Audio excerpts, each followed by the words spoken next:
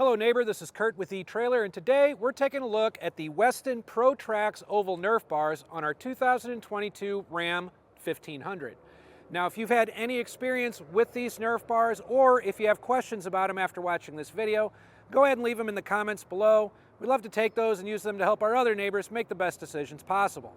Now the PRO TRAXX Nerf bar is a 4-inch wide oval Nerf bar with a 4-inch wide step. So that's going to give us plenty of space to get our shoes and boots up here. I do think that they are very, very stylish looking on this truck as well. They're very minimalist, I guess you could say. It is a powder coated steel, so that's going to assist you with a lot of the corrosion resistance and other things that may occur while you're on the road. Why would you want a set of Nerf bars? Well, there's a lot of reasons. On trucks especially, they tend to be a little bit higher off the ground. Maybe you're a shorter person, maybe you have kids getting in and out of it, maybe you have elderly getting in and out of it.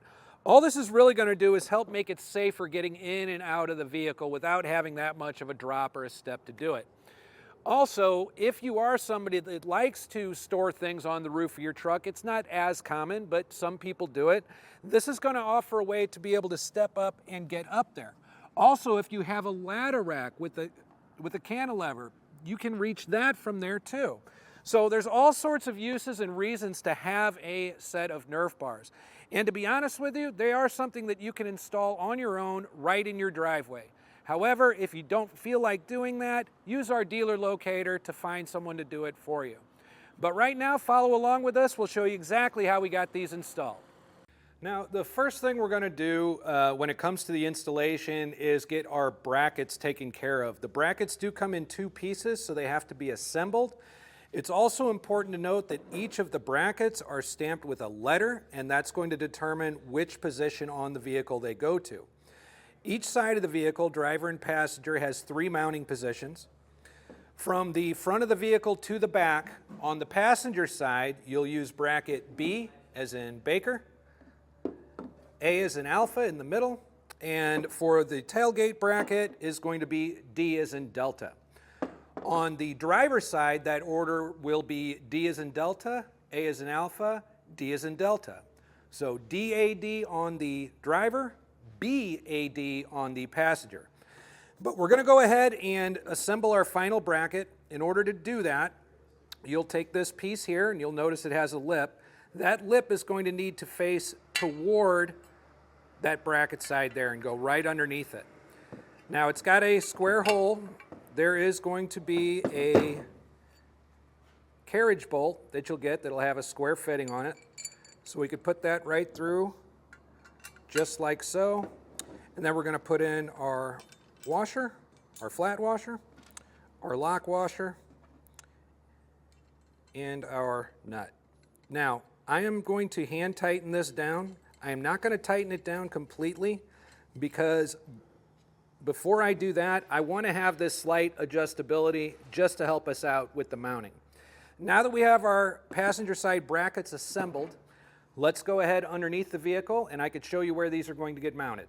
So we're going to start by installing the bracket on the front of the truck. So I do have bracket B right here.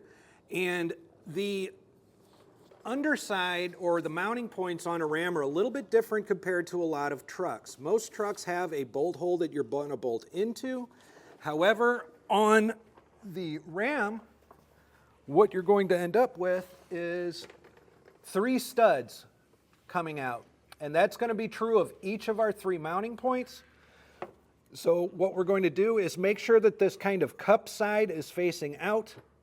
We're going to go ahead and just slip our bracket right over that. You could see that the holes for these are slightly ovular for some adjustment.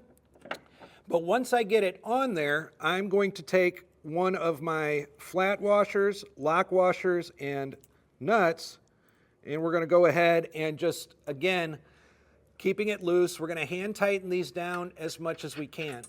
Now here's another tip.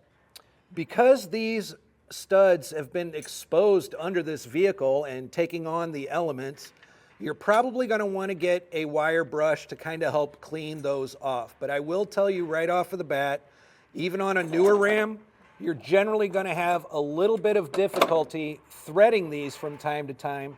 So just a heads up on that. But once we have all three of these on and kind of, hand tightened down as much as we can, I would like you to get it snug, so if by hand tightening it, you only get partially way down these bolts. Go ahead and get your socket and get it all the way down. We just don't want to torque it yet. We want to keep a little bit of this maneuverability until we get everything assembled, then we'll get it all tightened down. But for now, we'll just get our brackets over our studs. This is the same process for all of our brackets on both sides of the vehicle. So we've got all three of our passenger side brackets installed at this point. The next thing we're going to need to do is add this plastic molding piece. And the way this is going to work is we're going to line up the two holes in the molding here with these two holes in the bracket. And what we're going to do is we're going to slip the bracket in between this slot like so, and then we'll get under there and line it up. The way we'll be going in would be bolt, washer, and then finishing up the other side, washer, bolt. It's a bit difficult to get under there with the camera. That's how it goes on, very simple. I'm gonna go ahead and do that now on all three of our brackets.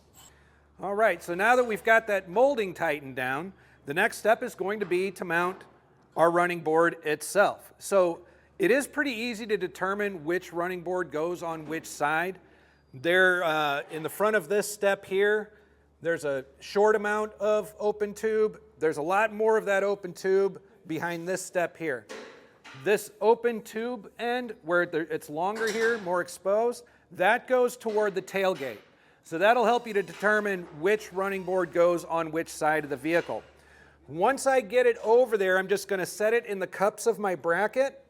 You can see the mounting points here underneath. And we're going to attach each of those using this bolt assembly. There is a hex bolt. There is a nylon lock washer. And then there is a flat washer, all colored in black just to help to make sure that we've got the right size. So you'll be assembling 6 of these and using the included hex key to get them on. So now that we've got everything kind of just tightened down with our by hand or by ratchet, it's time to go ahead and torque everything just to make sure that we've got a good solid install here. So it is very important to note in your instructions, each of our 3 different bolt sizes that we put into this installation each have its own torque spec. So make very, very sure that you've got the correct torque spec for whichever one of the bolts that you're tightening down. But go ahead and get everything torqued, and once that's set, everything is installed and ready to go. So now we've got all of our bolts torqued down. Everything on this side is completely installed. The process on the driver's side is exactly the same, except for the bracket configuration, which we went over a little bit earlier. So with that being said, I think these actually look really great on our Ram, and the owner of this truck should enjoy these for a very long time. I'm Curt with eTrailer. Thanks for stopping by.